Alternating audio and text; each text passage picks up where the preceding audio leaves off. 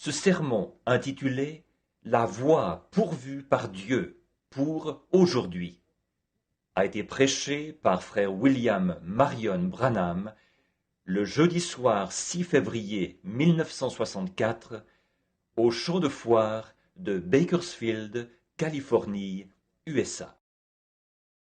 L'Écriture. Je suis vraiment content d'avoir ici derrière moi ce soir. Prenons dans l'Écriture, juste pour un petit texte, si le Seigneur le veut. Et souvenez-vous, demain soir, nous allons encore prier pour les malades. Et maintenant, pendant que je parle, écoutez, essayez tous de faire ceci. N'attendez pas qu'une certaine chose se produise. Ce que vous devez faire, c'est croire Dieu maintenant même. Croyez-le maintenant même. Voyez, maintenant, il y a eu toutes sortes de ministères. Dieu, dans ces derniers jours, je crois, nous a donné tout ce qu'il a dans son livre. Tout ce qu'il a promis, nous l'avons vu. Et malgré ça, il semble que les gens ne peuvent pas le saisir. Ceux qui sont destinés à le saisiront. Uniquement ceux-là.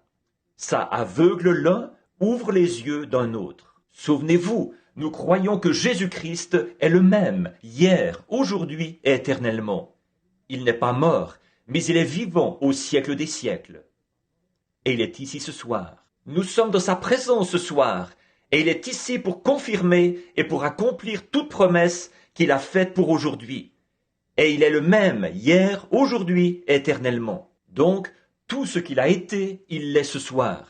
Alors croyons-le maintenant, alors que nous lisons sa parole et que nous parlerons de lui pendant les 15 ou 20 prochaines minutes. Genèse, chapitre 22, et les versets 7 et 8, pour me servir de texte. Alors Isaac, parlant à Abraham son père, dit « Mon père !» Et il répondit « Me voici, mon fils. » Isaac reprit « Voici le feu et le bois, mais où est l'agneau pour l'holocauste ?» Abraham répondit « Mon fils, Dieu se pourvoira lui-même de l'agneau pour l'holocauste. » Et ils marchèrent tous deux ensemble. Seigneur Jésus, bénis ta parole, qu'elle ne retourne point sans effet, mais que les semences tombent sur une terre qui produira le salut pour ceux qui sont dans le besoin, tant physiquement que spirituellement. Nous nous remettons à toi, l'assemblée, l'auditoire, la parole, le texte, le contexte. Puisse le Saint-Esprit prendre le contrôle de nos êtres pour que nous voyions Jésus-Christ. Amen. Je veux parler maintenant, pendant les quelques prochaines minutes, sur la voie pourvue par Dieu pour aujourd'hui. Dieu a toujours eu une voie. Il y a deux voies, c'est-à-dire nos voies ou bien ses voies. Dieu a une voie pour aujourd'hui. En effet, il a toujours pourvu d'une voie pour tout. Dieu, au commencement, connaissait la fin. Alors il a disposé ses Écritures pour chaque âge. Et l'âge en question, quand il arrive, maintenant, ne manquez pas de voir ceci. L'âge en question, quand il arrive, généralement le ministère est tellement embrouillé dans des ismes et tout, et dans des traditions, qu'il est à 1 million de milles de la parole. Et alors Dieu envoie toujours quelqu'un sur la scène, un prophète. Et ce prophète, Dieu ne change jamais son système, il ne change jamais ses voies, il agit toujours de la même manière. Il l'a toujours fait, il doit le faire cette fois-ci. Et c'est par ce moyen que Dieu agit et confirme cette parole-là. Comme je vous le disais hier soir, c'est Dieu qui fait sa propre interprétation. Dieu n'a besoin de personne pour lui interpréter la parole. Il l'interprète lui-même en la confirmant, en la rendant réelle. Et quand Dieu dit qu'il fera une certaine chose et qu'ensuite il l'a fait, il n'y a plus aucun doute là-dessus. C'est sa manière de faire. Alors Dieu a pourvu d'une voie pour nous. Dieu aime ses enfants, il aime son peuple. Il veut les aider. Il veut vous aider plus que vous voulez vous-même être aidé. Si vous pouvez simplement faire entrer ça dans votre cœur, que Dieu est plus disposé à vous aider que vous êtes disposé à vous aider vous-même. Mais il a une voie, et sa voie est l'unique moyen par lequel il agira. Vous devez accepter ses conditions à lui. Pas vos conditions à vous, ses conditions. Vous voulez que ce soit d'une certaine manière, mais il vous le donne à sa manière à lui.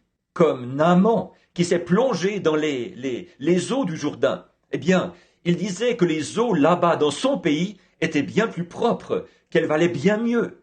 Mais ce n'était pas ce que le prophète avait dit. Plonge-toi ici. Il s'est plongé une fois. La lèpre était toujours là. 6 fois, elle était toujours là. Il devait obéir et suivre la voie de Dieu. Et quand il a obéi entièrement à la voix de Dieu, la lèpre s'en est allée. Et je dis ce soir que si nous obéissons à la voix pourvue par Dieu, la lèpre s'en ira, la maladie s'en ira, tout s'en ira. Mais nous devons suivre sa voie pour aujourd'hui. Bon, se plonger dans le Jourdain ne servirait à rien maintenant. Ça, c'était pour Naaman. La loi, c'était pour les Juifs. La grâce, c'est par Christ. Mais chaque âge a sa part de l'évangile déjà prédite. Cette Bible est la révélation complète de Jésus-Christ. Rien ne peut plus y être ajouté, ni en être retranché.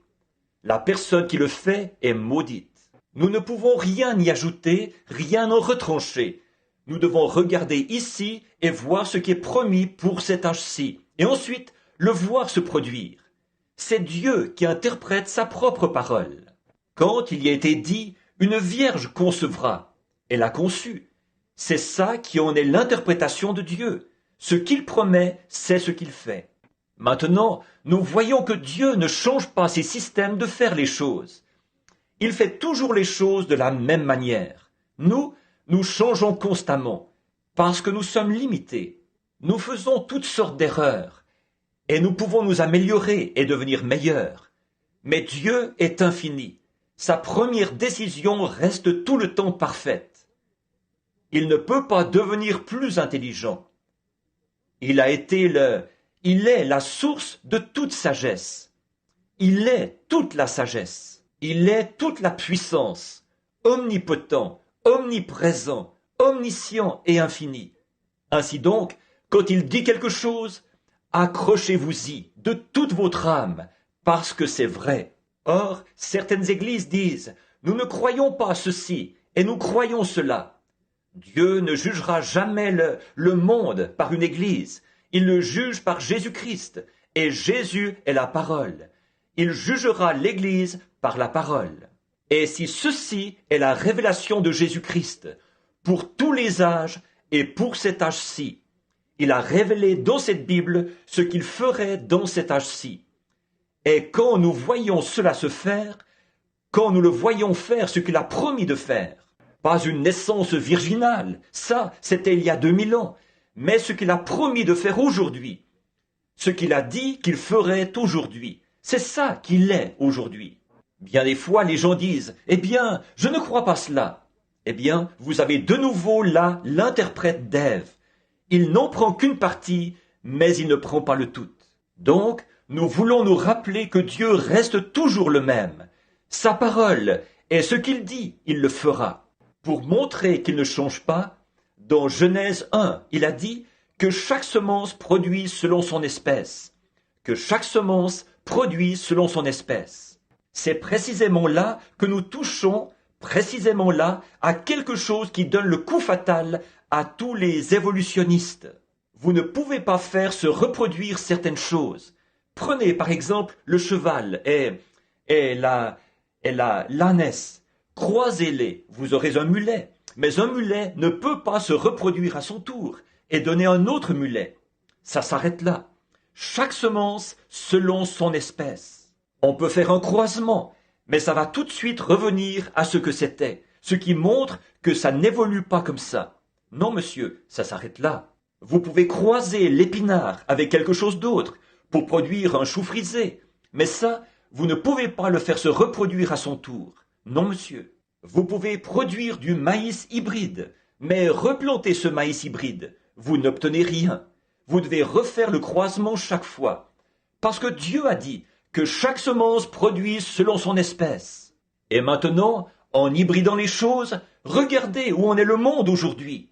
Je lisais un article ici dans le Reader's Digest qui disait que dans 20 ans, les femmes n'auront plus de bébés si ça continue.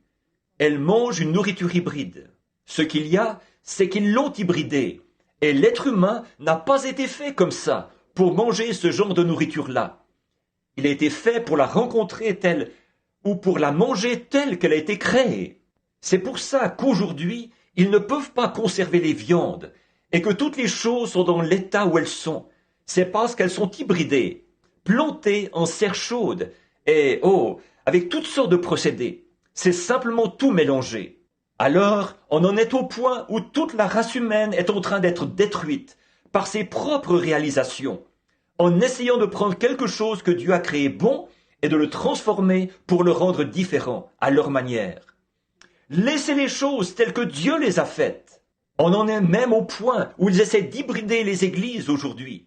Du vrai baptême du Saint-Esprit à une poignée de main, une sorte d'aspersion pour un baptême d'eau. Oh là là, tout est hybridé. Nous devons revenir. Une plante hybride, on est obligé de la dorloter et de la vaporiser et d'en éloigner les insectes et les scarabées. Mais pas une plante authentique, en bonne santé. Elle est robuste, forte. Il n'y a aucun insecte qui vient sur elle. Elle a en elle ce qu'il faut pour se débarrasser de l'insecte. Et c'est comme ça qu'est un chrétien authentique. On n'a pas besoin de le dorloter et de le flatter et de lui dire ceci, cela ou autre chose. Il a quelque chose en lui, le baptême du Saint-Esprit, qui le débarrasse de tout le reste. On n'a pas besoin de le supplier tout le temps, parce qu'il est une plante authentique de Dieu. Il a quelque chose en lui qui combat. Un chrétien se bat pour chaque pouce du terrain sur lequel il se tient. Il doit faire ça s'il espère jamais exister. Et en le faisant, il y a quelque chose en lui qui prend soin de lui. Ève a essayé d'hybrider la parole au commencement. Dieu lui avait dit, « Le jour où tu en mangeras, ce jour-là tu mourras. » Elle a essayé de la croiser avec la connaissance que Satan lui avait donnée. Et quand elle l'a fait, c'est là qu'elle a causé la perte de toute la race humaine, au profit du diable, quand elle a essayé de mélanger la parole pure de Dieu avec la connaissance. Ça ne vient pas par la connaissance du monde, ça vient par la puissance du Saint-Esprit. Ce n'est ni par la puissance, ni par la force, mais c'est par mon esprit, dit l'Éternel. C'est comme ça que Dieu le fait. La parole de Dieu est la semence de la vie éternelle. Si vous essayez de l'hybrider, qu'est-ce que vous allez faire? Vous allez vous tuer avec elle. Ça ne marchera pas. Ça ne se mélangera pas plus que l'huile et l'eau ne se sont jamais mélangés. Ça ne se mélangera pas. Ils n'ont jamais, quelle que soit leur voie, essayé de trouver quelque chose qui soit mieux que la voie de Dieu pour faire les choses. Vous savez, ils n'ont jamais trouvé un meilleur moyen pour un poussin de naître dans ce monde que de sortir de sa coquille à coups de bec. Saviez-vous ça? Ils n'ont jamais trouvé un meilleur moyen. Le petit poussin naît avec un petit pif sur le bout de son bec. Et ce petit bec qu'il a, c'est pour se mettre au travail et se mettre à gratter. Avec un mouvement de va-et-vient, il va gratter jusqu'à ce qu'il réussisse à engager sa tête, qu'il sorte sa tête de là, qu'il se gratte un chemin jusqu'à la liberté. C'est la voie pourvue par Dieu. Si vous le tirez de la coquille, ça le tuera. Il ne vivra pas. Si vous le tirez de la coquille, il doit suivre la voie de Dieu. C'est là le problème chez les chrétiens aujourd'hui.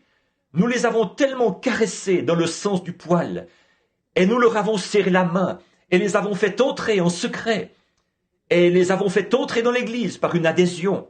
Ce qu'il leur faut, c'est un autel de prière à l'ancienne mode, où ils prieront jusqu'à exaucement, jusqu'à ce que, en se dépensant, ils suivent la voie pourvue par Dieu, jusqu'à ce qu'ils se libèrent du monde. Le problème aujourd'hui, c'est qu'ils mettent leur nom sur le registre et adhèrent à l'église, et ça s'arrête là. Mais la voie de Dieu, la voie pourvue, c'est de rester là et de vous frayer un passage jusqu'à ce que Dieu vous donne la nouvelle naissance. C'est tout à fait exact. Faites-le sortir et ça le tuera. C'est là le problème aujourd'hui chez les gens. Une nouvelle naissance, ils évitent tout ça. Ils n'aiment pas ça. Oh, ils ont substitué quelque chose à la nouvelle naissance. Venez et croyez, c'est tout ce que vous avez à faire. Le diable lui-même croit, et vous savez qu'il n'est pas né de nouveau. Il y a une nouvelle naissance, il y a quelque chose qui va de pair avec ça. Quelque chose qui, pour le monde, semble inconvenant, de mauvais goût. Toute naissance est un gâchis, peu m'importe où c'est.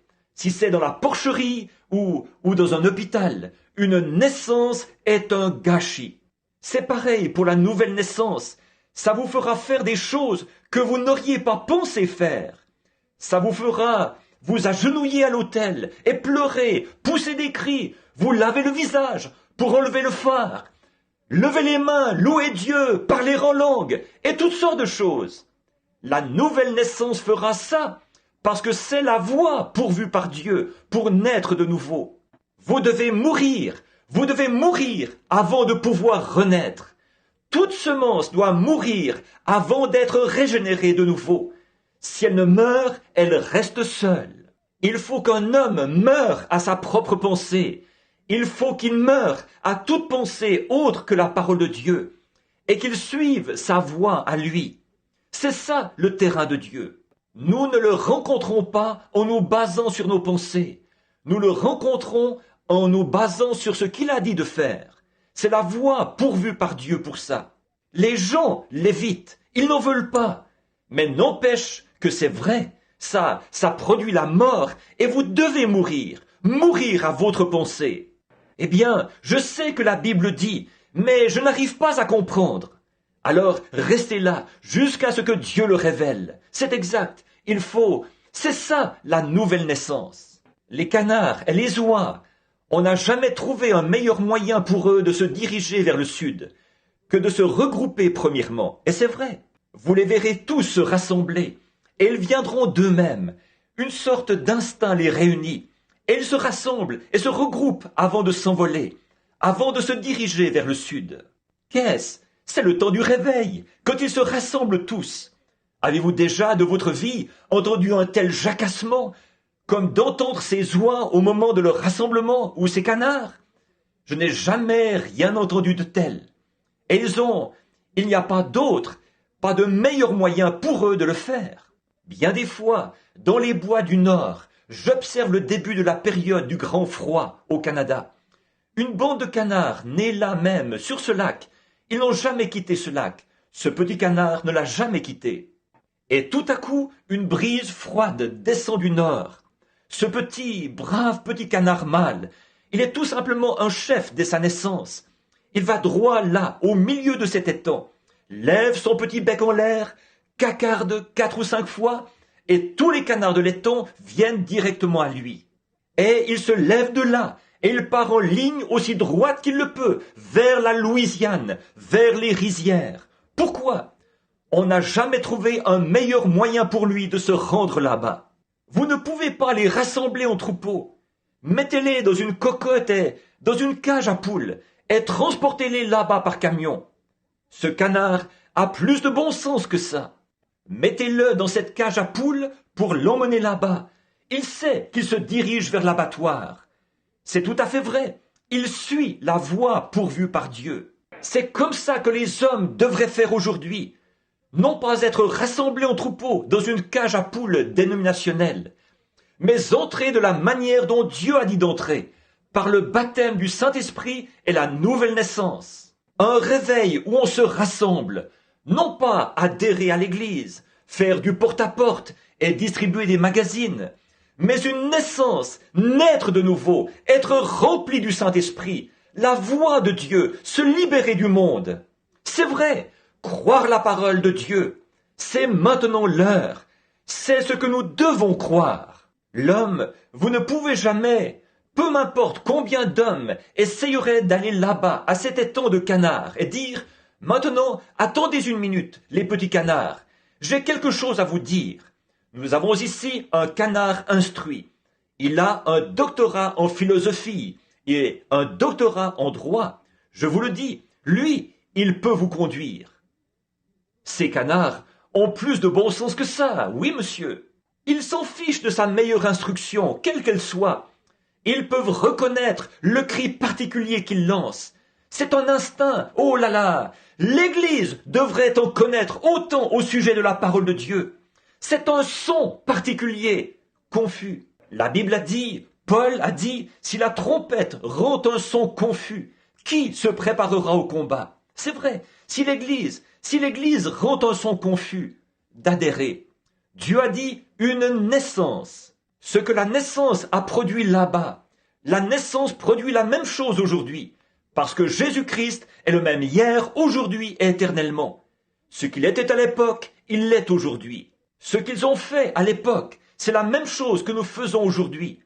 La façon dont ils l'ont reçu là-bas, ils font la même chose aujourd'hui. La même chose qu'ils ont aujourd'hui, c'est ce qu'ils avaient à cette époque-là. Si jamais ça vient de cette manière-là.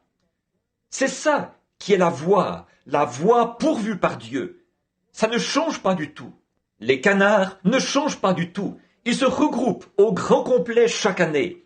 Ils se dirigent vers le nord, vers le sud, et quelle que soit la direction qu'ils prennent, ils se regroupent d'abord. C'est comme ça que Dieu fait. Il envoie sa parole en sa saison. Alors, en cette saison-là, elle est manifestée. Et peu m'importe combien d'autres choses peuvent se passer, quand ils voient la parole de Dieu promise pour ce jour-là, confirmée et promise, rien ne les arrêtera. Une vierge concevra. Et quand ils ont dit « L'Éternel notre Dieu suscitera un prophète comme moi », a dit Moïse. Et quand ils ont vu cet homme venir et faire les choses qu'il a faites, ils ont su que c'était le Messie. Quand Philippe a vu cela se faire, il a dit « Tu es le Christ, tu es le roi d'Israël ». Il l'a su parce que la parole avait promis cela. Et c'était vivant en ce jour-là. Peu importe combien de pharisiens, de sadducéens se tenaient là, de docteurs en théologie, ça ne l'a pas arrêté du tout, parce qu'il attendait ce signe. Quand il l'a vu s'accomplir, c'était le signe de l'heure. C'est ce qu'ils attendaient, la voie pourvue par Dieu. Oui, monsieur. Or, vous ne pourriez pas donner de l'instruction à un canard. Il n'y arriverait pas, il n'en voudrait pas. Les autres canards ne le suivraient pas, peu importe le nombre de diplômes qu'il affirmerait avoir. Mais, écoutez, moi je suis allé à l'école des canards, je m'y connais, j'ai obtenu mon diplôme, je connais toutes ces choses. Ça ne servirait absolument à rien, aucun de ces autres canards ne le suivrait. S'ils sont des canards authentiques, amen, parce qu'ils attendent un signe particulier. Quand ils voient ce signe-là, ils y croient. Et si un canard a un moyen de reconnaître ça, qu'en est-il d'un chrétien né de nouveau? Nous devrions reconnaître Jésus-Christ dans la puissance de sa résurrection. C'est vrai, Dieu agit selon la voie pourvue par Dieu. Souvenez-vous, ce n'est pas l'instruction qui serait l'instrument pour les conduire au lieu pourvu par Dieu. L'instrument qu'ils ont, c'est l'instinct. Et eux, ces canards, ils savent que cet instinct les conduira au lieu pourvu par Dieu. C'est ainsi que le Saint-Esprit conduit l'Église au lieu pourvu par Dieu. Non pas pour qu'elle adhère à une Église, mais pour qu'elle soit remplie de sa présence, pour qu'elle voie sa parole manifestée, confirmée. C'est ça la voie dont Dieu a toujours pourvu l'Église, les gens, pour les amener au lieu dont Dieu a pourvu pour eux. C'est exactement ce que devrait être l'Église aujourd'hui. Maintenant, nous savons que c'est vrai. Il n'y a pas de meilleur moyen pour On n'a jamais trouvé un meilleur moyen pour un bébé d'obtenir ce qu'il désire que de crier pour l'avoir. Si vous lui donnez une clochette et que vous dites « Junior, tu n'es âgé que de 3 jours, mais bon, quand tu veux ton biberon, soulève cette clochette et sonne-la. » Voyez si ça marche. Ça ne marche pas. Le bébé crie pour obtenir ce qu'il désire. C'est la voie pourvue par Dieu. Plus fort vous criez, ne flanquez pas une raclée à ce petit. Il ne fait que suivre la voie pourvue par Dieu. Il veut quelque chose, c'est exact. C'est le seul moyen qu'il connaît pour appeler sa mère. Poussez des cris, criez pour ça, c'est exact. C'est ce que Dieu recommande pour ses enfants. C'est ce que Dieu recommande pour ses enfants qui croient. Effectivement, non pas des discours intellectuels, non pas une grande théologie à enseigner. Il veut que vous criez pour obtenir ce dont vous avez besoin. C'est exact. Réclamez-le à grands cris. Vous êtes guindés et empesés. Vous ne le recevrez jamais. Si vous êtes prêts à vous dégourdir un peu et à crier, Dieu vous le donnera. Il aime entendre ses enfants crier. Criez à Dieu pour vos besoins. C'est ce que Dieu veut. C'est cela sa voie pourvue. Réclamez-le à grands cris. C'est comme ça que le bébé crie. C'est comme ça qu'il veut que vous criez. Criez jusqu'à quand? Jusqu'à quand un bébé crie-t-il? Jusqu'à ce qu'il soit satisfait. Et c'est comme ça que devrait faire le chrétien qui croit, l'enfant de Dieu. Si vous voyez que Dieu a fait la promesse, n'y renoncez pas. Criez jusqu'à ce que ce soit exaucé. Criez jusqu'à ce que vous voyez que Dieu confirme sa parole. Quand Dieu confirme sa parole et qu'il prouve que voilà, ça y est, alors vous n'avez plus besoin de crier. Vous l'avez, repartez et remerciez-le pour ça. Avant de le faire, criez de toutes vos forces jusqu'à ce que vous l'ayez reçu. J'aime ça, persévérer, tenir bon. Non pas une plante hybride, non pas de celle qu'il faut dorloter et chouchouter et porter ça et là. Les chrétiens sont de vrais produits de Dieu, authentiques, nés. Ils combattent pour leur place. Ils combattent jusqu'à la fin de leur séjour sur cette terre. Chaque mouvement est un combat. Dieu a dit à Moïse qu'il lui avait donné le pays. Il a dit à Josué, tout lieu que foulera le pied ou la plante de votre pied, je vous l'ai donné. Ils ont dû combattre pour chaque pouce de terrain. Et nous aussi, nous combattons pour chaque pouce de terrain. Ce n'est pas quelque chose qu'on doit dorloter et chouchouter, et ça et là, comme ça, et dire, eh bien, je vais vous emmener là-bas, vous verrez ce que vous en pensez. Donnez votre opinion. Ce n'est pas comme ça qu'il faut venir. Venez avec détermination. Venez déterminés à rester là jusqu'à ce que ce soit terminé. À rester là jusqu'à ce que Dieu réponde et confirme. Un homme qui croit en Dieu peut voir la présence de Dieu, sentir la présence de Dieu, se rendre compte de la présence de Dieu et savoir qu'il est ici. Il est ici pour accorder tout ce qu'il a promis pour aujourd'hui. Alors, criez jusqu'à ce que vous l'obteniez. Accrochez-vous à lui. Ne partez pas, même si vous devez rester là jour et nuit. Dieu ne veut pas que ses enfants écoutent des discours intellectuels. Il veut que leur cri s'élève jusqu'à ce que la promesse soit confirmée. Ici, Abraham avait besoin d'un sacrifice. Qu'est-ce qui s'est passé? Dieu s'est pourvu d'un agneau. C'était la voie pourvue par Dieu. Il avait besoin d'un sacrifice. Alors Dieu y a pourvu. Plus tard, il appellera ce lieu Jéhovah-Jireh. L'Éternel se pourvoira lui-même du sacrifice. Maintenant, Job, à un moment donné, le vieux prophète Job, il était prophète. Il avait eu des ennuis. Satan avait voulu le tenter et il l'avait couvert d'ulcères. Et il avait pris ses enfants, il avait pris son bétail, il avait pris tout ce qu'il avait et il l'avait couvert d'ulcères. Et ses consolateurs sont venus. Qu'est-ce qu'ils ont fait?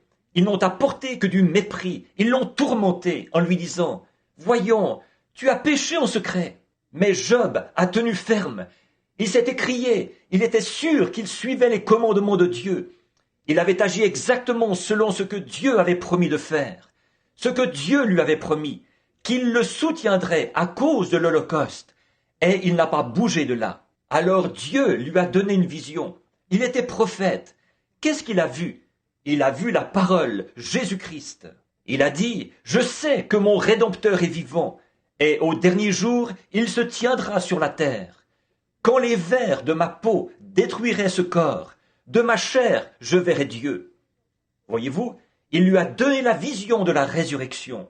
Comme il était prophète, il a vu la parole. Il a vu la parole, et il a su que ses os et son corps allaient ressusciter au dernier jour. Il lui était demandé s'il savait où était Dieu, s'il pouvait seulement voir.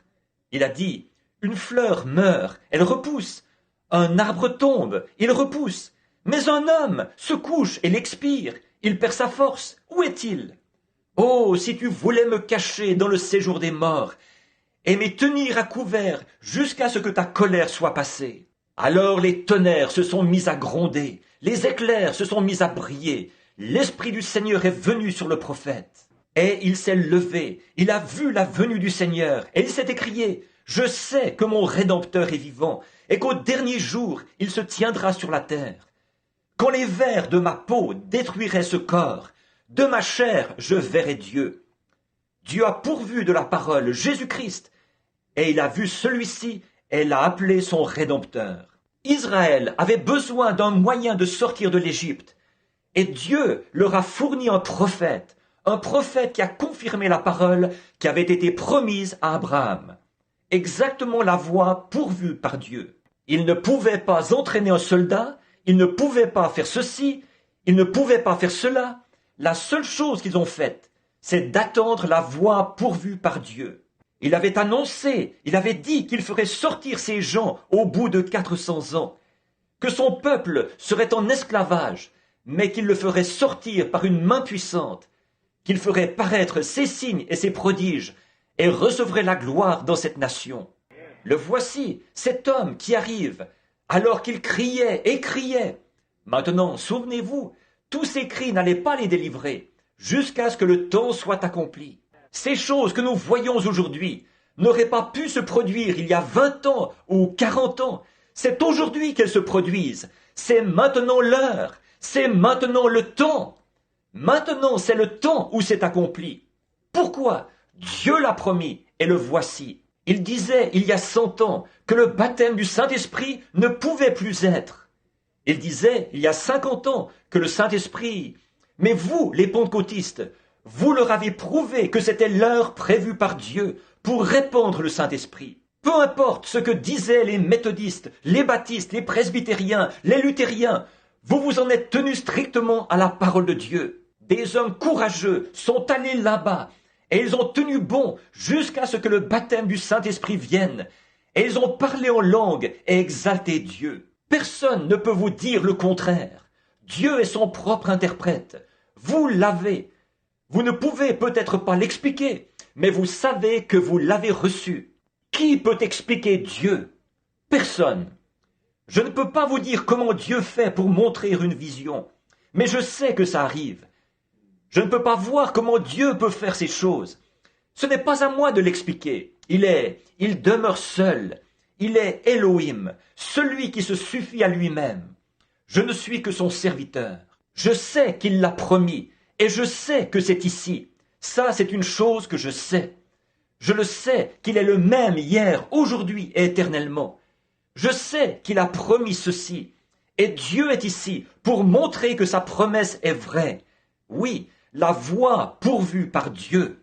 Israël avait été pourvu d'un prophète qui avait confirmé la parole, et il les avait fait sortir. Ce prophète, Moïse, il avait vécu plusieurs années dans le désert, 40 ans, à lutter avec ces gens, à essayer de les garder jusqu'à ce qu'ils puissent les amener au pays promis. Le moment est venu où cet homme devait mourir. Il avait 120 ans. Il n'y avait aucun lieu où il puisse mourir. Quand il était sur le point de mourir, Dieu a pourvu d'un rocher pour lui. Le rocher qu'il avait frappé dans le désert, le rocher qui les avait suivis, auquel ils avaient bu. Dieu a pourvu d'un rocher pour lui, d'un lieu où mourir, où Moïse pourrait mourir d'une mort convenable. Sur ce rocher, ô Dieu, laisse-moi mourir sur ce même rocher. C'est là que je veux mourir. Ce rocher, c'était Jésus-Christ. Oui, monsieur. Après qu'il est mort sur ce rocher, il avait besoin de porteurs de cercueils. Dieu lui envoyait un groupe d'anges. Pourquoi pas un groupe de ses anciens? Parce que personne ne pouvait l'emporter là où il allait, si ce n'est des anges. Ils l'ont emporté dans la présence de Dieu. Il avait besoin de porteurs de cercueils, et Dieu y a pourvu. Il a suivi la voie pourvue par Dieu. Alléluia. Enoch avait marché 500 ans avec Dieu, et il lui était agréable. Il avait besoin d'une route par laquelle rentrer à la maison. Dieu y a pourvu.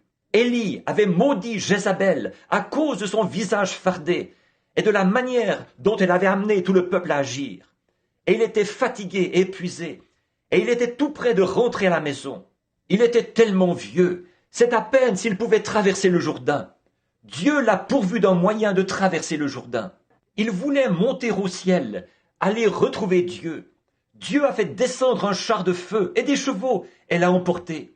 La voie pourvue par Dieu. La voie pourvue par Dieu. Il fait toujours les choses parfaitement. C'est vrai, oui monsieur, Dieu pourvoit d'une voie, toujours. Oui, les mages, quand ils étaient en route, en provenance de Babylone, ils voyaient un chemin qu'ils voulaient suivre, parce qu'ils savaient que ce roi devait naître. Ils avaient besoin d'une boussole. Dieu a pourvu d'une étoile. Ils ont laissé toutes les autres choses. Ils n'avaient pas besoin de boussole. Ils ont suivi l'étoile. C'était la voie pourvue par Dieu. Dieu a pourvu d'une voie. Ils ont suivi l'étoile jusqu'à ce qu'ils aient trouvé la lumière parfaite. Oh, un jour le monde avait besoin d'un sauveur. Ils étaient perdus. Ils ne le savaient pas. Ils pensaient qu'ils étaient sauvés. Mais ils avaient besoin d'un sauveur. Dieu a pourvu d'un fils pour que celui-ci soit le sauveur. Pourquoi? Personne d'autre ne pouvait le faire. Il n'y avait personne sur la terre, personne au ciel, nulle part, qui était capable de le faire. Dieu a couvert de son ombre une vierge. Elle a conçu et elle a enfanté un enfant mâle. Et cet enfant mâle n'était ni juif ni gentil. Il était Dieu manifesté dans la chair, le seul qui pouvait racheter. Son sang nous sauve, son sang nous guérit. C'est sur ce sang que nous pouvons nous tenir, pour chaque promesse qu'il a faite. Dieu a promis de le faire. Dieu ne rencontre l'adorateur qu'à travers le sang et sous le sang. Israël avait un seul lieu pour rencontrer Dieu, non pas Adam. Dieu a un seul lieu aujourd'hui où il rencontre l'adorateur, non pas chez les méthodistes, les baptistes ou les pentecôtistes. Il les rencontre sous le sang. C'est le seul lieu pourvu que Dieu a, non pas dans l'organisation, ni dans une union, mais c'est dans le sang que Jésus-Christ rencontre son adorateur. Quand je verrai le sang, c'est la voie pourvue par Dieu. Après que l'Église avait été tout à fait convaincue, quand il l'avait vu, constaté qu'il était le Messie, quand la petite femme au puits, quand elle avait besoin d'un sauveur, qu'elle avait besoin de voir quelque chose, elle avait été à l'église et tout, et ils avaient vu ce credo-ci et ce credo-là, si bien qu'elle avait fini par devenir une prostituée. Elle s'était retrouvée sur le trottoir. Un jour, elle allait puiser un seau d'eau vers 11 heures du matin, et un homme était assis là, un juif, ici, au milieu de ce petit décor.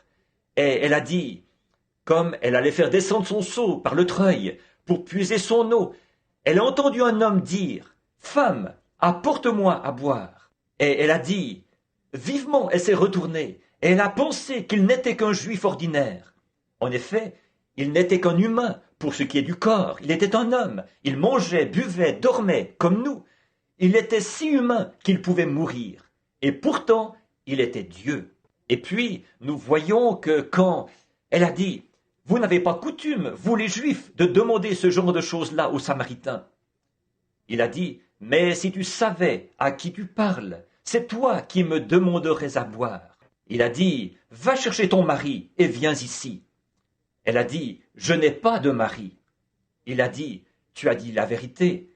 Tu en as 5, et celui avec qui tu vis maintenant n'est pas le tien. » Qu'est-ce qui s'est passé? Dieu avait pourvu de quelque chose pour elle. Elle a dit, « Monsieur, je vois que tu es prophète. Nous savons que, quand le Messie sera venu, il nous dira ces choses. C'est ce qu'il fera. La parole le dit, nous attendons cela. J'en ai par-dessus la tête de tout ce fatras, de leur credo et tout ça, des pharisiens, des sadducéens et des hérodiens, et tout ce qu'il peut y avoir. Mais nous savons qu'un Messie va venir, et quand il sera venu, toi, qu'est-ce que tu en dis? » Il a dit, « Je le suis. » Amen. Dieu avait pourvu d'une voie. Elle a laissé la cruche, une femme changée. Elle est allée dans la ville en courant. Elle disait, « Venez voir un homme qui m'a dit les choses que j'ai faites. Ne serait-ce pas le Messie ?» Pierre, en écoutant l'histoire d'André, bien des fois il avait écouté, entendu André parler de Jean qui présentait un Messie, et d'un homme, et de toutes ces choses qui se passaient. Tout ça, c'était un mystère pour Pierre. Mais un jour, il est venu avec André pour voir Jésus. Et quand il a été en présence de Jésus, Jésus l'a regardé, et il a dit, « Ton nom est Simon, et tu es le fils de Jonas. » Dieu avait pourvu d'une voie pour permettre à Pierre de voir qui il était.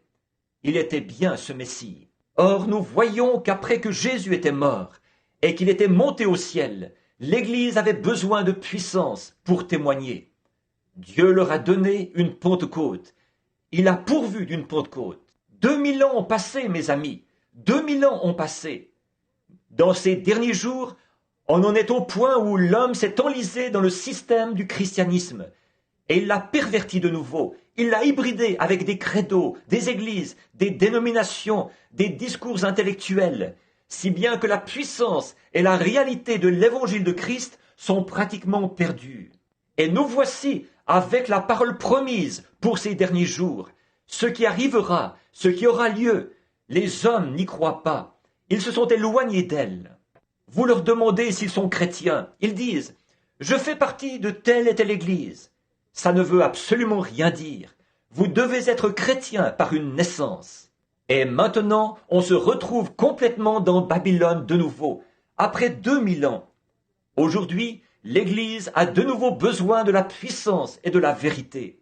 Oh, Dieu a ressuscité son Fils pour que ceci puisse se réaliser. En effet, il a dit, encore un peu de temps, et le monde ne me verra plus. Mais vous, vous me verrez, car je serai avec vous et même en vous. Nous voyons dans Hébreux 13:8 qu'il est le même hier, aujourd'hui et éternellement. Nous voyons dans Malachie 4 qu'il nous a promis un message dans les derniers jours, lequel allait ramener la foi des gens de nouveau au Père. Il l'a promis dans les derniers jours. Il a aussi promis dans Jean 14:12, « Celui qui croit en moi fera aussi les œuvres que je fais, et il en fera davantage ou de plus grandes, car je m'en vais à mon Père. » Un jour, ils parlaient, ils ont dit, « Maître, montre-nous un signe. » Il a dit, « Une génération faible et adultère demande un signe. » Voilà la génération dans laquelle nous vivons aujourd'hui. Il a dit, « Et je leur donnerai un signe, car de même que Jonas fut 3 jours et 3 nuits dans le ventre d'un grand poisson, il faut de même que le Fils de l'homme soit 3 jours et 3 nuits dans le sein de la terre. » Quel genre de signe une génération méchante et adultère allait-elle voir? Le signe de la résurrection. Et c'est ce qui nous est promis aujourd'hui, le signe de la résurrection. Il est toujours vivant, il est le même hier, aujourd'hui et éternellement. Il a dit ce qui arriva au jour de Lot, comme nous l'avons vu hier soir. Au jour de Lot, ce qui était arrivé au jour de Lot arriverait de même à la venue du Fils de l'homme.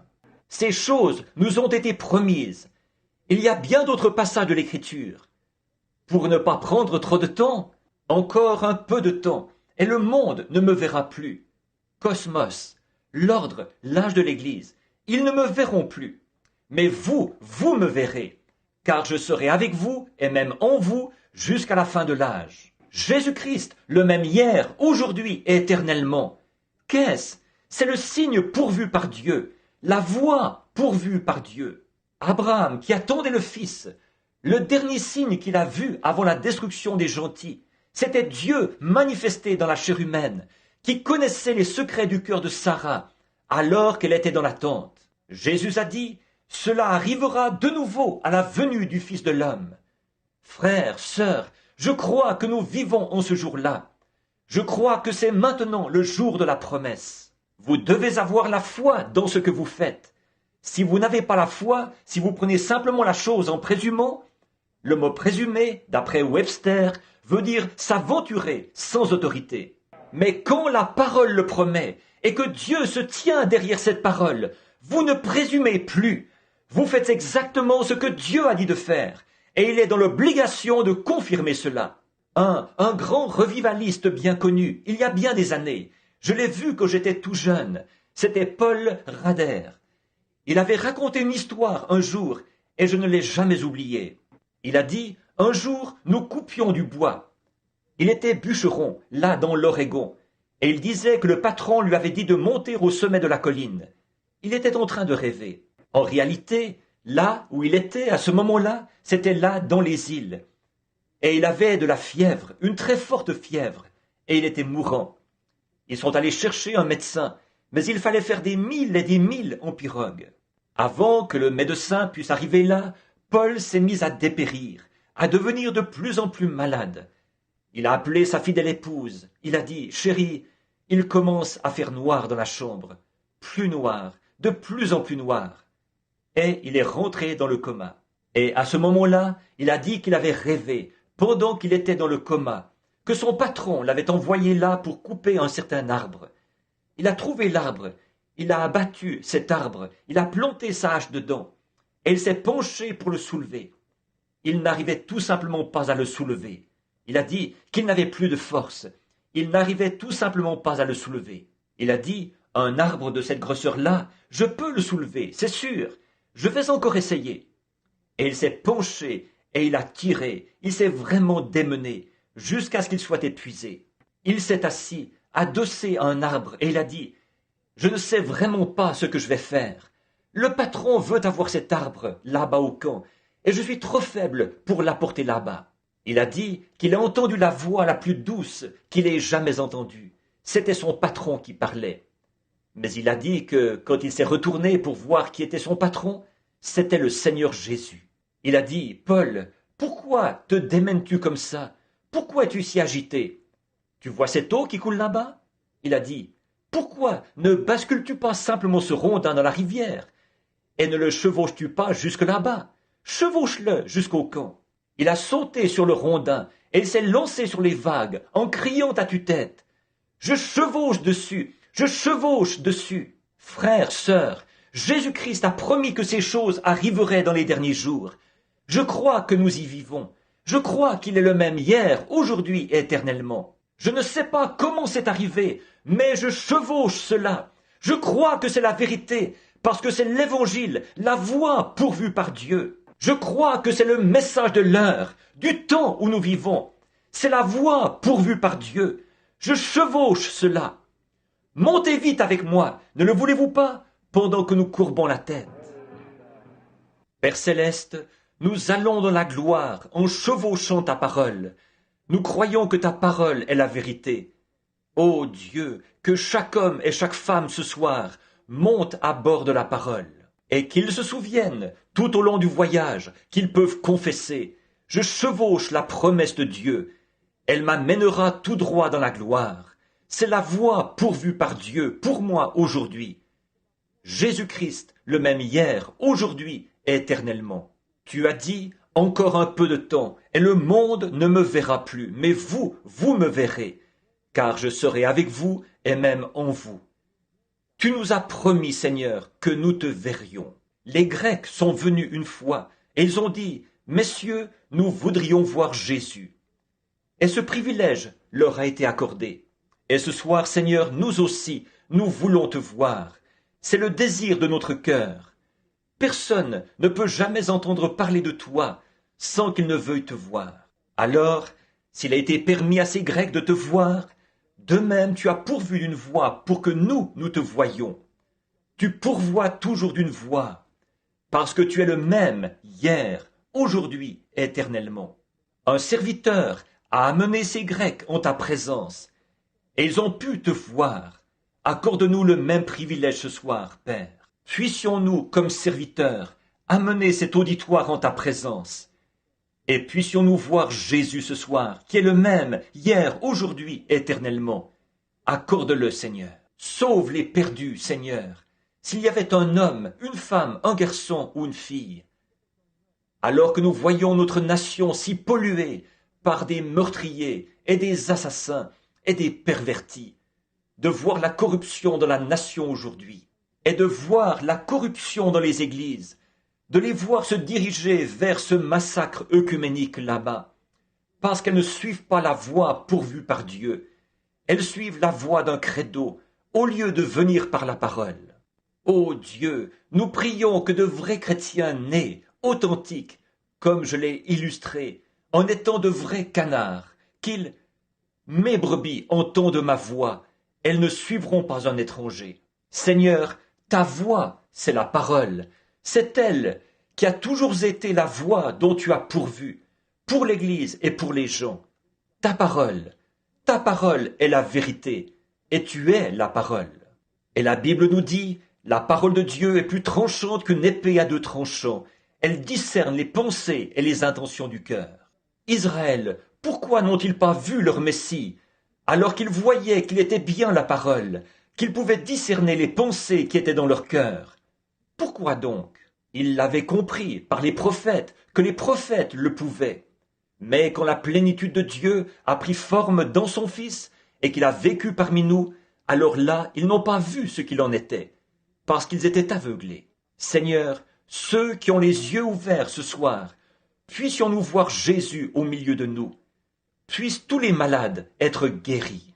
puisse ceci régler la question, Seigneur, de sorte que plus jamais, à partir de cette heure, mais que tous croient que tu es le Messie.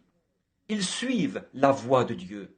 Beaucoup d'entre eux sont ici, ce soir, mourants. Il y en a beaucoup ici ce soir qui probablement ne seront pas ici dans une semaine si tu ne leur viens pas en aide. Or, Père, tu n'es responsable que de ce que tu as promis. Mais tu l'as effectivement promis que nous te verrions. Tu as promis que ce que tu avais fait, nous le ferions aussi. C'est maintenant l'heure. Je l'ai confessé, je le crois. Je t'ai entendu le dire. Ta parole le dit. Tu le confirmes. Je sais que c'est vrai. Maintenant, que l'on sache, Seigneur, cela a été écrit. Maintenant, que cela se fasse pour la cause du royaume de Dieu. Amen. Je ne crois pas que nous allons appeler une ligne de prière. Je crois que je vais faire ça à partir d'ici même. Combien d'entre vous sont malades? Maintenant, est-ce que vous levez la main pour témoigner que vous êtes malade? Combien d'entre vous veulent témoigner? Même chose. Frère Branham, je ne suis pas vraiment sauvé. Voulez-vous lever la main? Priez pour moi. Que Dieu vous bénisse. Et vous, là, c'est bien, c'est que Dieu vous bénisse. Je ne suis pas sauvé. Maintenant, vous qui avez levé les mains et vous qui ne l'avez pas fait, mais frère Branham, vraiment, je veux être sauvé. C'est ce que j'ai à cœur. Je crois qu'il n'y a plus rien dans ce monde pour personne. Que pourriez-vous réaliser de plus qui soit plus grand que votre salut? Priez pour moi, je veux être sauvé. Voulez-vous lever la main partout dans la salle, n'importe où? Je veux. Combien d'entre vous n'ont pas reçu le Saint-Esprit? Dites, je sais qu'il faut que je le reçoive. Levez les mains. Je ne l'ai pas reçu, je veux le recevoir. Bien, il y a un bon nombre de gens qui ne l'ont pas reçu. Maintenant, Christ tient sa parole, et vous devez maintenir votre foi en lui. Il est la parole. Or, dans Hébreux chapitre 4, il est dit que la parole de Dieu, qui est Christ, Christ est la parole. Vous le savez tous. Dites Amen. Il est la parole, le même hier, aujourd'hui, éternellement. Ce qu'il était en Moïse, il l'était aussi en Élie. Ce qu'il était en Élie, il l'était en Jean. Ce qu'il était en Jean, il a atteint son achèvement en Jésus. Et aujourd'hui, il est le même qu'il était à l'époque. Encore là, c'est la parole de Dieu qui avait été prophétisée pour aujourd'hui, ce qui fait de lui la lumière qui éclaire et qui confirme la parole promise. Nous sommes au temps de la fin, mes amis. Jésus est présent. Je sais que vous avez déjà entendu ces choses. Que se passerait-il si vous n'aviez jamais vu de votre vie, que vous n'aviez jamais eu le sens de la vue, qu'aucun être humain ne l'avait, mais que de temps à autre vous ressentiez une sensation réelle de chaleur? Et moi, j'aurais la vue, je verrais. Alors, je vous dirais que c'était le soleil. Vous diriez, je ne sais pas comment ça se fait, mais je sens quelque chose. C'est comme chaud, on peut le sentir. Je dirais, c'est le soleil. Qu'est-ce que le soleil? C'est une lumière. Qu'est-ce qu'une lumière? Tout ça, ce serait un monde nouveau pour vous. Mais si je vous disais que Jésus-Christ se tient ici maintenant, si je vous disais qu'il est au milieu de nous, il l'a promis.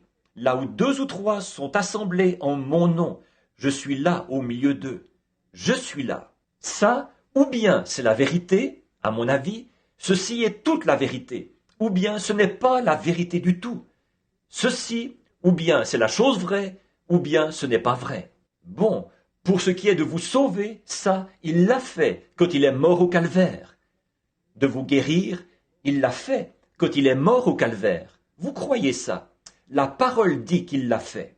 Maintenant, la seule chose qu'il pourrait faire, s'il se tenait ici, vêtu de ce complet qu'il m'a donné, la seule, ce serait de vous prouver qu'il est le Messie. Non pas par des marques de clous dans sa main. N'importe quel hypocrite peut faire ça. Mettre des marques de clous et du sang sur son visage, des marques et tout ça. Ça peut se faire. Ça s'est fait. Beaucoup de personnes ont même été crucifiées comme lui. Ce n'est pas ça. Mais sa vie, ce qui était en lui, le Fils ne peut rien faire de lui-même, il ne fait que ce qu'il voit faire au Père. C'est la vie qui était en lui qui le prouvait. Ce n'est pas parce qu'il était juif que la petite femme au puits a cru qu'il était le Messie. C'est parce qu'il pouvait discerner les pensées de son cœur. C'est ça qui faisait de lui le Messie. Si c'était là la manière dont le Messie s'était présenté autrefois, si c'était la voie dont il avait pourvu pour se faire connaître, c'est la voie dont il a pourvu, selon les Écritures, pour cet âge-ci. Le croyez-vous? Or, chacun de vous ici, je vous suis inconnu. J'ai regardé de tous côtés, je ne vois pas une seule personne que je connais. Tous ceux ici qui ne me connaissent pas et qui savent que je ne sais rien de vous, levez la main. C'est tout le monde, partout. Cette personne, couchée ici sur ce lit de camp, a levé la main. Il ne me connaissait pas. Personne ne me connaît. Mais souvenez-vous, Dieu, lui, il vous connaît. Dieu vous connaît. Maintenant, s'il prouve qu'il est ici, qu'est-ce que c'est, frère Branham? C'est un don. Un don, qu'est-ce que c'est? Un don, qu'est-ce que c'est finalement? Ce n'est pas prendre quelque chose et s'en servir, dire « J'ai un don de guérison, je vais aller guérir celui-ci, guérir celui-là. » Si je le pouvais, je le ferais certainement. Bon, mais un don, vous interprétez mal un don. Un don, c'est simplement vous enlever du chemin et laisser le Saint-Esprit vous utiliser. Voyez, c'est ça le don. C'est ça qu'est un ministre. Il ne prêche pas ce qu'il veut prêcher. Il s'enlève simplement du chemin. C'est un don. Et l'inspiration vient. Et il parle par l'inspiration du Saint-Esprit. C'est pareil pour tout autre don. Or, les dons ministères et ainsi de suite, on a eu ça. Il y a premièrement, parmi les dons donnés par Dieu, il y a premièrement les apôtres, les prophètes, les docteurs, les pasteurs et les évangélistes. Ça, ce sont les fonctions. Ce sont nos dons. Maintenant, Jésus-Christ a promis qu'il ferait ceci dans les derniers jours. S'il le fait, s'il promet ça et qu'il le fait, combien croiront et l'accepteront ce soir? Levez la main pour dire « je l'accepterai ». Alors, combien ici, merci, combien ici n'ont jamais été dans une des réunions auparavant? Levez la main. Oh, presque la moitié de la foule. Combien croient avant qu'il le fasse? Vous croyez de toute façon? Que Dieu vous bénisse. Maintenant, regardez. Si je vous ai dit la vérité, Dieu est obligé de me répondre. Il le fera. Il place ses paroles dans votre bouche et elles se matérialisent. C'est vrai, ce sont ses paroles, elles doivent le faire. J'ai envoyé ma parole, elle ne reviendra point sans effet. Maintenant, si je pouvais guérir, je le ferais. Tout comme le feu honorable frère Abshaw dont nous parlions. Ce vieillard qui était assis là-bas au fond, dans ce fauteuil roulant, un brave vieillard, je l'aurais guéri si je l'avais pu. En fait, j'allais quitter l'estrade, je me suis retourné et je l'ai vu en vision, il s'en allait en marchant. Je l'ai appelé, je lui ai dit ce qu'il en était, et avec ça, c'était classé. Il s'est levé et il a marché. Il est venu sur l'estrade, il a touché ses orteils, après avoir été infirme pendant 66 ans. Voyez? Le même soir, une dame de couleur avec sa petite, là-bas sur le côté. J'ai dit, je vois un médecin avec des lunettes, et il a opéré une petite fille de couleur, et elle a été frappée de paralysie à partir de la gorge. Une vieille femme de couleur, c'est à peine si on arrivait à la retenir, pour l'empêcher de monter sur l'estrade. Elle disait, Seigneur, ô miséricorde, c'est ma petite. Et la voilà qui s'amène, un groupe d'huissiers n'arrivait même pas à la retenir. J'ai dit, Tantine, ça ne servira à rien de monter ici. Ce n'est pas, c'est Dieu. J'ai dit, ça ne servira à rien de venir ici. Croyez seulement. Et elle s'est agenouillée et s'est mise à prier. J'ai regardé par-dessus l'auditoire et j'ai vu comme une ruelle qui descendait. J'ai vu une petite fille de couleur avec une poupée dans ses bras qui descendait la ruelle. Et j'ai regardé la petite fille de couleur, puis j'ai regardé là-bas, c'était la même petite fille. J'ai dit, c'est exaucé. D'un coup, elle se lève, elle quitte le lit de camp. Voyez, c'est Dieu, voyez, c'est Dieu. Voyez, il ne peut pas, personne ne peut guérir. C'est votre foi en Dieu. Or, la Bible dit qu'il est maintenant même le souverain sacrificateur qui peut être touché par le sentiment de nos infirmités. Le croyez-vous? Un souverain sacrificateur. Maintenant, s'il est le souverain sacrificateur, comment agira-t-il?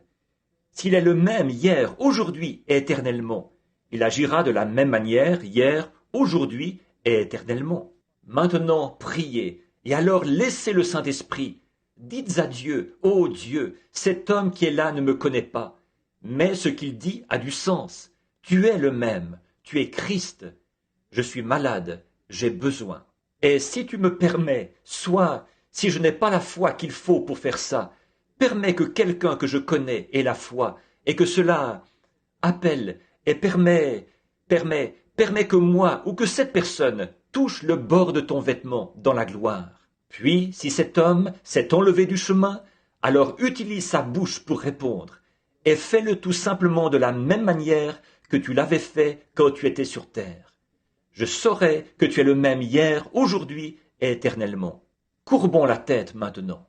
Seigneur Jésus, je passe de l'évangélisation à l'œuvre prophétique.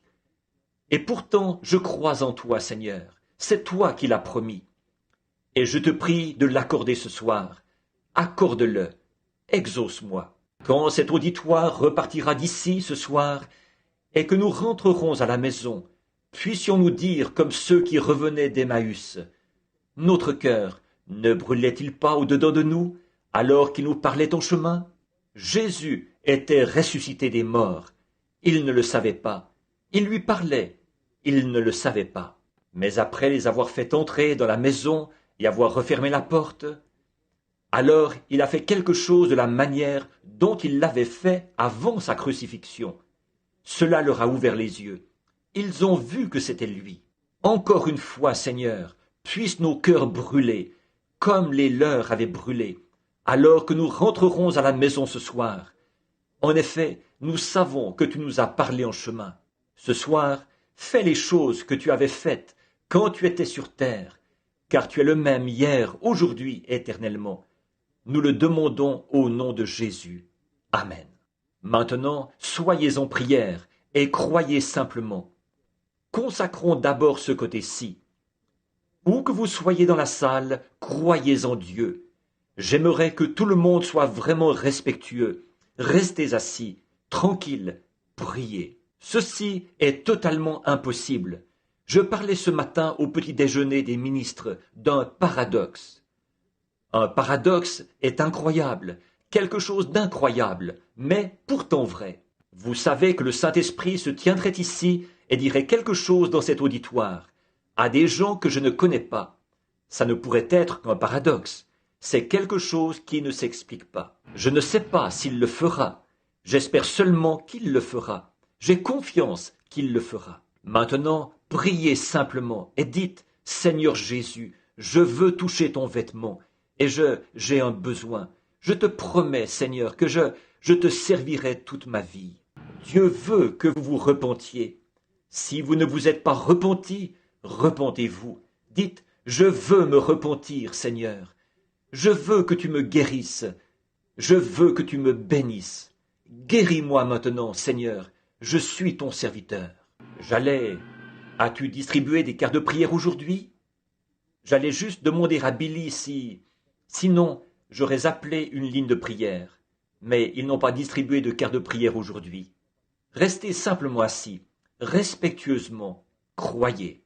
Maintenant, au nom de Jésus-Christ, je prends tout esprit ici sous mon contrôle, pour la gloire de Dieu, pour que sa parole puisse se faire connaître, qu'au jour du jugement, nous n'ayons pas d'excuses. Maintenant, regardez par ici et alors croyez. Priez de tout votre cœur, simplement priez et humblement. Ne combattez pas cela. Détendez-vous simplement et dites, Seigneur, tu as fait la promesse, je crois en toi. C'est ce que je dois faire. Je sais qu'il est inutile que je vous le demande. Combien ont déjà vu cette lumière? Faites voir. Vous en avez déjà vu la photo. Faites voir votre main, ceux qui en ont déjà vu la photo. Ne la voyez-vous pas, juste là? Voyez-vous, c'est une autre dimension. Elle est juste au-dessus de cette dame. Elle a mal aux jambes et au dos. Croyez-vous que Dieu peut vous guérir, sœur? Qu'est-ce que vous avez touché? Moi, vous ne me connaissez pas, mais vous avez touché quelque chose. Si le Seigneur Jésus me dit qui vous êtes, est-ce que ça vous aidera à mieux croire? Vous êtes Madame Phillips. Si c'est vrai, levez-vous. Très bien. Est-ce que je vous suis complètement inconnu? Levez la main si c'est vrai. Je ne l'ai jamais vue de ma vie. Qu'est-ce qu'elle a touché? Allez parler à cette femme après. Maintenant les douleurs sont toutes parties. Vous allez bien. Vous pouvez rentrer chez vous et être en bonne santé. Voici une dame juste derrière elle, là-bas. Elle souffre d'une dépression nerveuse. Oh Dieu, si elle ne... Son nom est Madame Starr. Croyez. Jésus-Christ va vous rétablir. Levez-vous et acceptez votre guérison. Si je vous suis inconnu, faites signe de vos mains. Votre dépression est terminée. Jésus-Christ vous rétablit. Qu'est-ce qu'il a promis? C'est ce qu'il a promis. Croyez-vous? Il y a une dame juste derrière elle, assise là. Elle est en train de prier. Elle est nerveuse. Elle a des complications. Elle veut cesser de fumer. Son nom est Madame Bordon.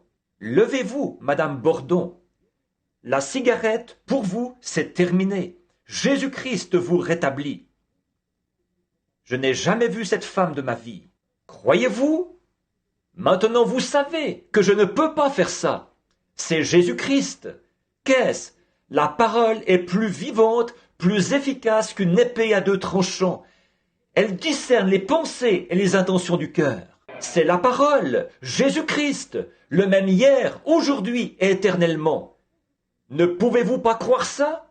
Voici un homme assis ici, qui souffre d'une hernie, de problèmes cardiaques. C'est exact, je ne connais pas cet homme, je ne l'ai jamais vu, mais c'est un ministre, Monsieur le révérend Kinsey. C'est exact. Croyez-vous, monsieur? Levez-vous et recevez votre guérison. Jésus-Christ vous rétablit. Au fait, voulez-vous me rendre un service, vu que vous êtes ministre? Imposez les mains à votre femme. Elle a des problèmes avec ses reins, des problèmes avec son foie, une surcharge pondérale, des complications. Imposez-lui les mains. Ça va partir, si vous croyez. Dites, il y a un homme assis juste derrière vous. Il est recouvert de l'ombre de la mort. Il a le cancer. Cet homme souffre d'une tumeur, d'un cancer, de nervosité. Son nom est Monsieur Young. Croyez maintenant, Jésus-Christ vous rétablit. Le croyez-vous? L'acceptez-vous? Très bien, monsieur. Voici un homme couché ici sur ce lit de camp. Monsieur, je ne vous connais pas. Si je pouvais vous guérir, je le ferais. Je vous suis inconnu. Vous avez fait tout le trajet jusqu'ici. Vous avez fait l'effort de venir ici. Vous ne pouvez pas cacher ce qui ne va pas chez vous. Mais je ne peux pas vous guérir. Vous êtes venu ici avec votre femme. C'est elle qui est assise là, vêtue du manteau pêche. C'est exact. Très bien. Cet homme est recouvert de l'ombre de la mort. Il ne lui reste que peu de temps à vivre maintenant. Il a le cancer. Vous souffrez aussi, sœur. Croyez-vous que Dieu peut me dire de quoi vous souffrez? C'est votre mal de dos. C'est exact. Si c'est exact, levez-vous. Très bien, recevez votre guérison. Croyez-le. Posez votre main sur votre mari. Croyez-vous que je suis son prophète, monsieur? Si vous restez étendu là, vous allez mourir, c'est sûr. Vous ne pouvez pas vivre, c'est tout. Les médecins vous ont abandonné. Le cancer vous a rongé. J'ai vu des cas plus graves que vous être guéris. Je ne peux pas vous guérir. Mais si vous l'acceptez seulement et que vous le croyez-vous? C'est votre seule et unique chance. Vos derniers moments sont en train de s'écouler. Le croyez-vous? Si oui, levez-vous de ce lit de camp. Levez-vous de là, au nom de Jésus-Christ. Tenez-vous sur vos pieds et soyez guéris. Repartez d'ici en glorifiant Dieu. Que quelqu'un lui tende la main, là, aidez-le. Le voilà debout. Combien ici croient? Levez les mains, levez-vous. Tous les autres qui veulent être guéris, levez-vous au nom de Jésus-Christ. Levez les mains, louez Dieu. Donnez-lui la louange et la gloire. Maintenant, remerciez le Seigneur pour votre guérison. Jésus-Christ, le même hier, aujourd'hui, éternellement. Frères, les médecins ont échoué. Ceci, c'est la voie pourvue par Dieu. Croyez-y. Combien veulent accepter la voie pourvue par Dieu? Levez les mains et donnez la louange à Dieu, chacun de vous, et croyez que vous êtes guéris au nom de Jésus-Christ. Amen.